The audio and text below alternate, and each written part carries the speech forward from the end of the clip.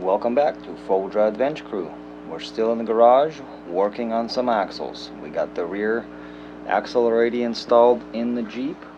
We already did some braking process, but we're still quite a bit away from it.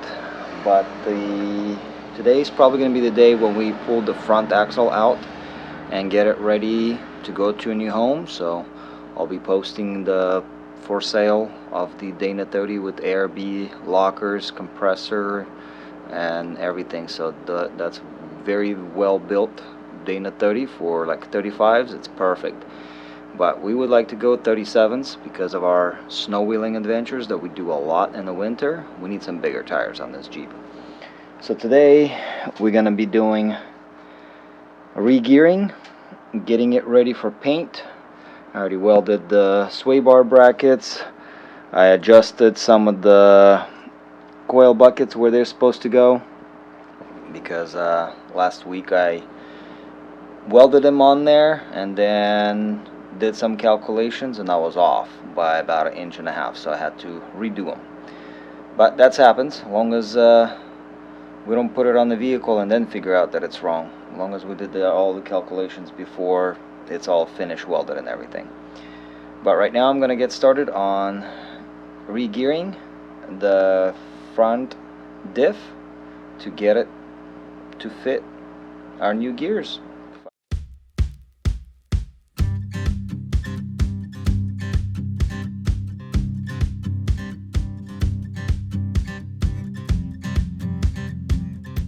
Bearing pulling, I have this awesome tool here. This is one of the new designs of bearing pulling that you have to use a race in order to pull it off the pinion or here, because I have to take the locker mechanism off to be able to change the ring gear, and I need to remove this bearing. Whenever I was doing my white Jeep, I didn't have this tool and I had to cut this bearing, which you still end up damaging a little bit on the locker here too. So but with this tool it's amazing. All you need is a race to be able to pull it all off in one go.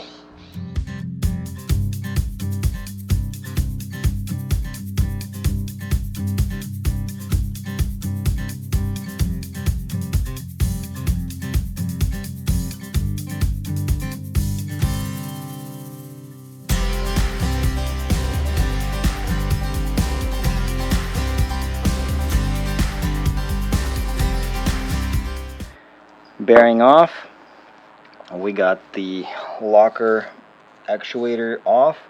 Now I gotta go put this in the vise so I can loosen up every bolt on the ring gear and put in a new ring gear in here, because we're going 538s.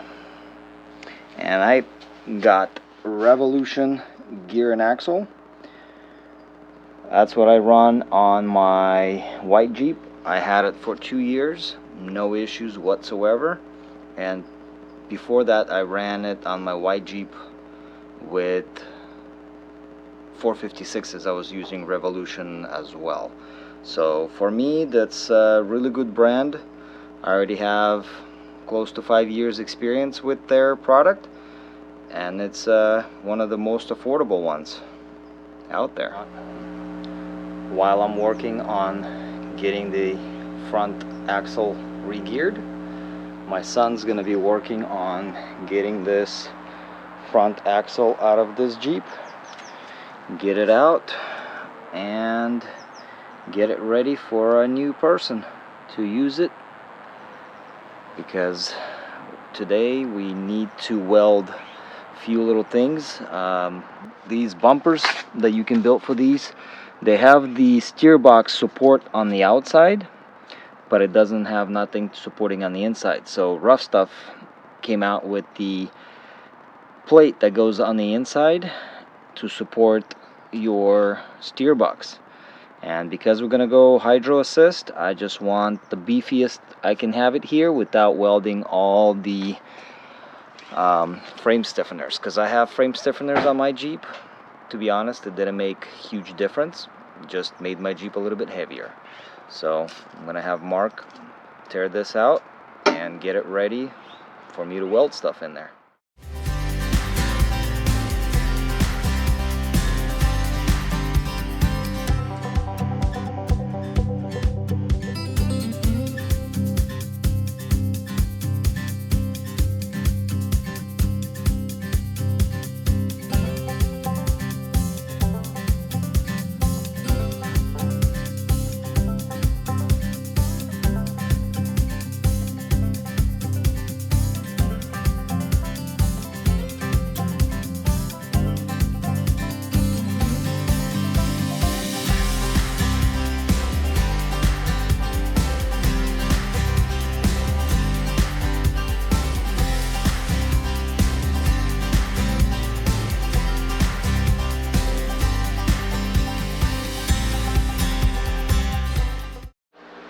It's very nice to work with brand new axles, brand new equipment, because everything lined up just fine with the current shim. I did the same shim on the pinion like I did on the rear to bring it in, and it worked exactly the same on this one, so that's good. Now I get to close the lid on it, get it outside, and start painting it, because we're getting close to start swapping it in.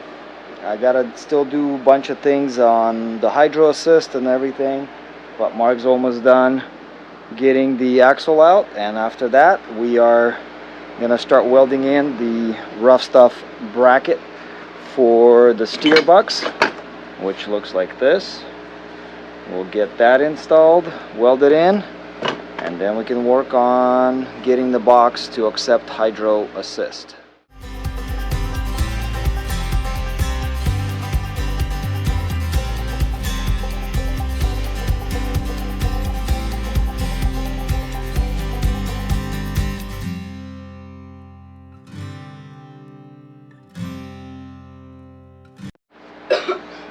Alright, Mark got the axle rolled out. Now the Jeep is hanging in the air by some jack stands. So we get to take the steer box out next to get it ready for new steer box. And all the control arms and everything should be good and linked for the new axle, because all of the lower and upper control arm brackets are in exactly the same spot between all the Jeeps. And we done Gladiator ones, the JLs, JTs, and JK. They're the same brackets in the same spot, so it's a no-brainer to swap them into these old Jeeps. Okay, we got the axle out, and I welded in the stiffener up in here, and got it already painted. Kind of forgot to turn on the camera, but here it is. So next step will be is, while I have brand new steering box, I'm gonna drill and tap it for hydro, and then we can continue assembling this axle underneath the Jeep. It's already all painted as well with steel paint, so it's nice, looking good, should be durable. Alright, let's drill and tap the box. Let's get it going.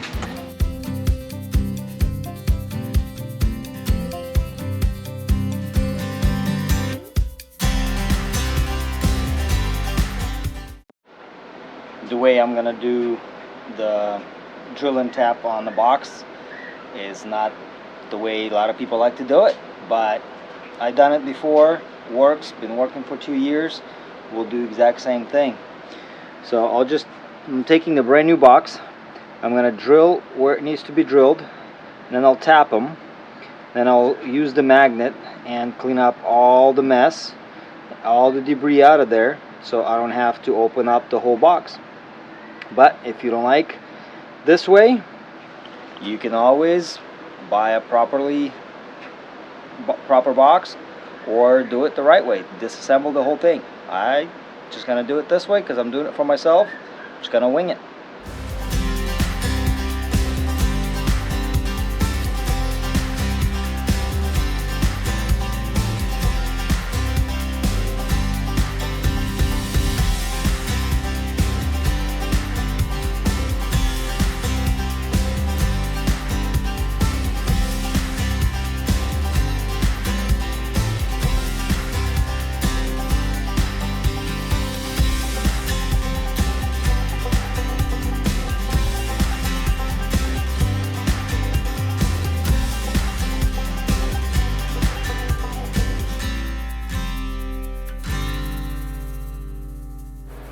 Now that we drilled the holes, we're gonna get ready to tap them. And to tap them, you tap with quarter NPT, and you do the beginning of it on this one. It's a deeper one, so you can go all the way with this bit. But because here this is shallow, you have to start tapping it with this, and then you gotta use exact same one, but cut down so you can get enough threads for the adapter to thread in there. So we're gonna start with this, finish with the other. I drilled, tapped, and cleaned our adapters from 1/4 inch to 3/8. Go in pretty good. Well, I'm doing it with left hand, it's kind of hard, but either way it goes in into both of them. So now it can go back in where it needs to go, and we're gonna run the hoses over to our ram kit that I picked up from, what is this place called, Surplus Center, where you can get all kinds of fittings, adapters, and I got a 6-inch stroke Wolverine ram, and here's the specs for it. This is the one I have on mine. It's been there for 2 years and no issues. We're gonna do the same thing, and this whole kit cost right under $200 shipped with all the feedings and stuff. But you have to put this kit together yourself. You can't you just find the kit. It's a Tractor Supply store that has all kinds of stuff you need. So now we just got to get to assembling it. I kind of forgot to record how we were dragging this axle in here, but I'm just lining things up, extending the lower control arms and stuff like that to make sure everything clears. I'm just hitting the bump stops right now with the current setup, but without tires on here I can't tell if I need to cut these down a little bit. Don't mind that it's bent, it just pushed it to the side. But other than that, things are looking pretty good. Our sway bar, this is all the way up to bump stops, so we'll see. Just gotta do a few more things, put in the track bar and start messing with the steering, and then I'll throw the axles in and make sure everything is happy. It's just a long day all by myself here. Have few bits of help here and there, but that's about it. Just trying to get this thing done so we can go and have some awesome adventures. Alright, it's the start of a new day, and last time when we worked on this thing a couple days ago, we got the axle in here, everything's good to go. I got this track bar from a buddy of mine that donated it to the cause, and this is a Synergy track bar with the Synergy's easy adjust nut over here. And the buddy of mine has a YouTube channel as well, and it's called Go Will with John Larson. I'll have a link down in the description if you guys want to check him out, because he does same thing, XJ repair builds and stuff like that, and he's part of Noxja association, and he does quite a bit of things with that organization, which is pretty cool, keeping the old XJs alive. But today I need to assemble the rest of the axle, and I was waiting on some parts on the steer box so I can run the hose lines to the ram and show you what I'm gonna do with the ram and how I'm gonna hook it up. Let's get to it. Before I'm gonna do the ram, I need to get my drag link built, and we're using stock JL steering, and the drag link is a little bit too long to run it on the XJ, just like the track bar. The track bar, we shorten it by about 2 inches. The drag link needs to lose about 3 inches of the pipe, so we cut this out, and I'm gonna be drilling both sides of these pipes so I can have the sleeve on the inside, and we're just gonna bung weld the tube on the inside so it will never come apart. This is the same way I have on mine, and I haven't destroyed my tie rod whatsoever. I have a spare one, and now that we're running both same steering, we only have to carry one set of spare parts for our front ends. So that's kind of the other cool idea, because we mostly go wheel together, and having same parts is very beneficial. That way you don't have to carry a bunch of spare parts for every vehicle. So that's going to be the cool thing. So now I'm just going to drill and get the drag link ready to go in there so I can start adjusting the axle in the center where it needs to go. Then we'll do the ram.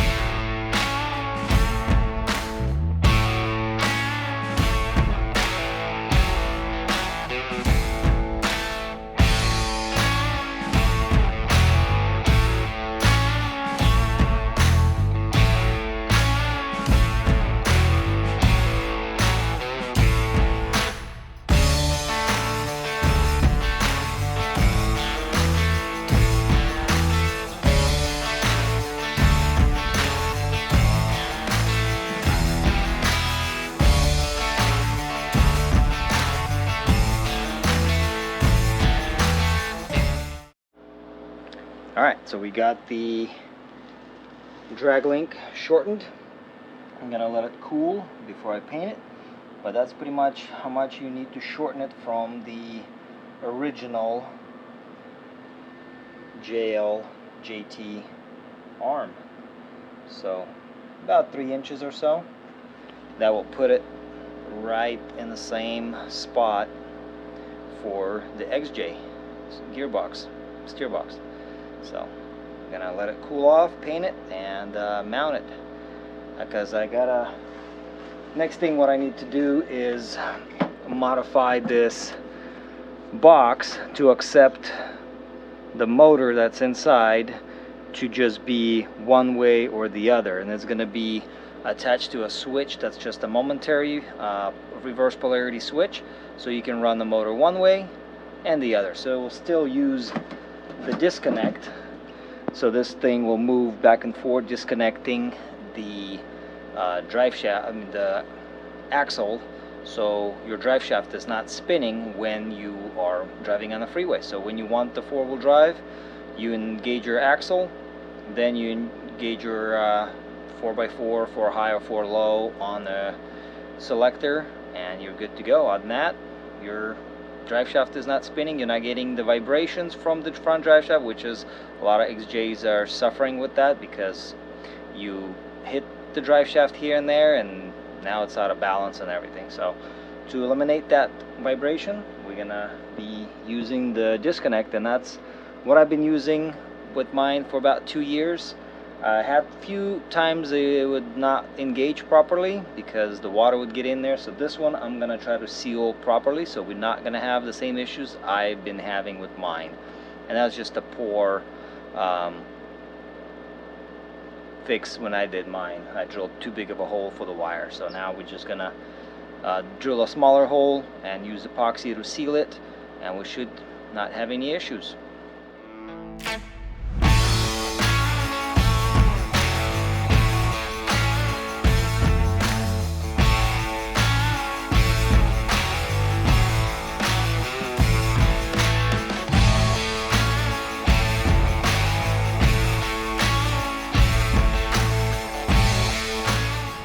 These hydraulic rams, they come with 7/8, 3/4 actually holes, and I got these misalignment spacers that I cut down to the width of this opening here, and that's how we're gonna mount them. It's gonna go right in here.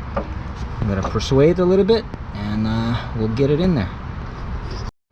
And on the tie rod end, I removed the factory bracket that drops it down below here and just made it in line. And we're gonna have misalignment spacers in here as well, so I'm gonna mount this thing in here and get it ready to accept the ram, this side of the ram. So it's gonna sit right underneath here, just like on my Jeep.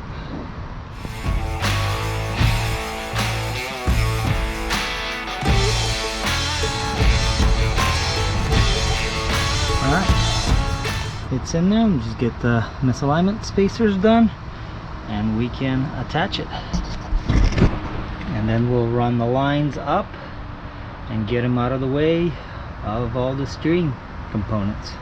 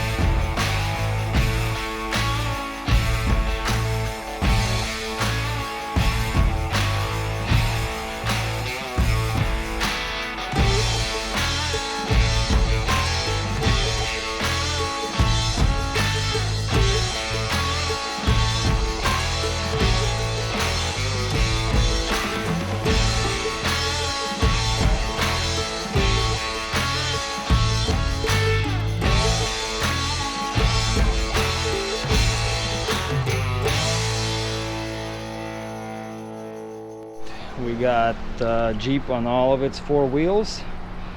Still got to button up a few things, but we're pretty much here. I got some power steering leak from the box itself, so I'm gonna have to see if the seal is bad on there or not.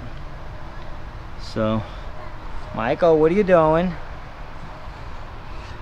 So here we are. It's sitting on its own weight, and axle looks to be centered in the wheel well. So get you some light. So looks like to be centered in the wheel well, so we should be good there with 37s. Well, gotta do the gear oil and the axle disconnect, and everything else should be good to go. Sway bar links are in the right spots and everything else, and I still gotta adjust the track bar and steering. Tonight I took it out for a spin, and here we are. Lockers are not even hooked up, and it has 37s on it, and it drove on top of my 37s without any problems. This thing is pretty freaking tall, and that's how you convert an Overlander into a Rocklander. You just throw some bigger axles and bigger tires, and that's it. Now you're ready for all the rocks. Still a lot of work needs to be done, but it drives, and everything is functioning. Still need to adjust my steering and maybe a little bit of alignment, but other than that, we're good. Just gotta button up a few more things next few days and be ready for a little shakedown run, and after that we're going to a pretty cool trail. Alright, it's been a few days. We did a little bit of driving on 35s, but now I throw in the 37s on it. My spares for now till we get a good deal on some tires. These are my old ones. I just spray painted them black to match this Jeep, and the hydro assist is all fully functioning. So this is the ram that we got, the cheap one, and it goes up to the top of the gearbox. So the lower one goes to the closer one to the center, basically. So upper one, lower one. So it turns driver when the fluid goes here, it turns passenger when the fluid pushes through this hose. And so far everything's working. I'm just gonna have to trim this bolt over here because it is big. That's a 3/4 bolt. It's catching on right here when you're all the way turned, but those are all minor adjustments. Everything's been put together, so now I just gotta protect the hose lines with some of this stuff. That's what I've been using, the split hose wrap or whatever. So I'm just gonna zip tie these together, wrap them individual, zip tie them together, and get them out of the way of any moving steering parts, so that way we're not ripping our steering out. Other than that, everything's good. The axle disconnect is this box right here, and basically all we're doing there is running 2 wires to the motor that's inside there, and inside the cab we're gonna have a switch that's switches polarities. So because the motor can spin either way, and all we're gonna have on the dash is up and down basically switch, and it's a momentary switch. When you push it down, it will engage it. When you push it up, it will disengage it, or vice versa. I'll have to see which way we're gonna wire it first, but that's just gonna be to disconnect the axle to be able to use it, because we have it on these axles. I've been using it on mine, and my drive shaft's not the straightest, but I don't have any vibrations when I'm driving on the freeway because I just disconnect as soon as I hit pavement, and that's it. And when I need it, I just engage it. That's one of the benefits about these axles. They're beefy for these little Jeeps, and they have these cool features to where it's designed on a Wrangler to save fuel, where your drive shaft is not spinning, yada yada yada. But for mine, when it did the highway from Utah to California, it was doing upwards of 16 miles per gallon following my RV driving, so it was pretty cool. Alright, I'm gonna button up a few things, and then we'll just do a full walk around of this Jeep later on when we go test it, and just make sure that everything is functioning properly. I just gotta do more driving around, switch the speedometer gear to the proper gear ratio and size, tire size, so that way the speedometer is perfect. But that's about it. Thanks for watching, and we'll see you guys out there on the trail next video.